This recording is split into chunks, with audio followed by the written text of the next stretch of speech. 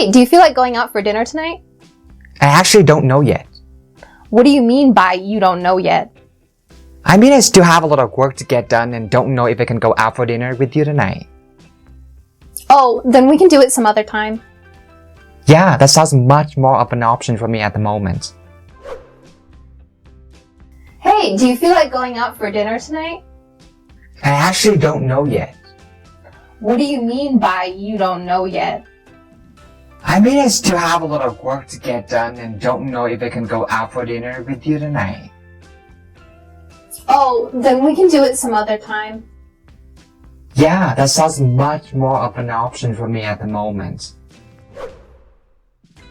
Structure 58. What do you mean by? This structure is used to ask somebody to clarify or explain what they just said. In speaking, native speakers will often quote exactly what the person previously said after the preposition by, as Maddie did in a short conversation. However, you can also use the word that or a gerund, a verb with ing, to clarify what you're asking about. Here are some examples. What do you mean by that? What do you mean by saying you don't know yet? It's also important to remember that using this structure can be seen as confrontational or aggressive if not used in the right context. So be sure to use it politely and respectfully. For example, you can use a friendly tone of voice and say, "I'm not sure I understand what you mean," before asking, "What do you mean by that?" Now, let's watch some of the short clips for this structure. And then, of course, a personal need that I had to try to solve people, which I don't know if it's possible, but I'm certainly still trying. It's interesting, to solve people. What do you mean by that? Why did you choose to include that in the title? And what do you mean by that? Well, part of the idiocy is, just the stupid things that I've done and the things that I've experienced. So what do you mean by that? And what can we do to stop, to not do it? Because he said everything's relative.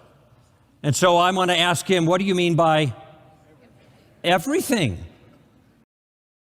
And here are a few more examples for this structure. The first one, what do you mean by you're not interested in getting married? The second time at a slower speed. What do you mean by you're not interested in getting married? And the second example, what do you mean by saying you're not interested in marriage? The second time at a slower speed. What do you mean by saying you're not interested in marriage?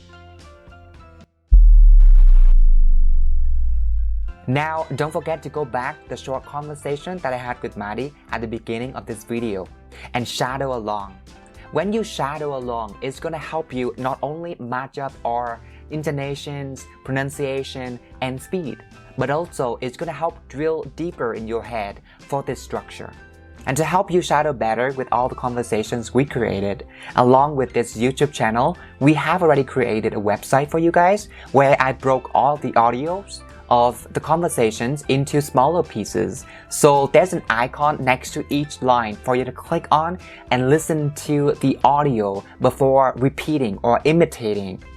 That way your shadowing section is going to be a lot easier and more effective.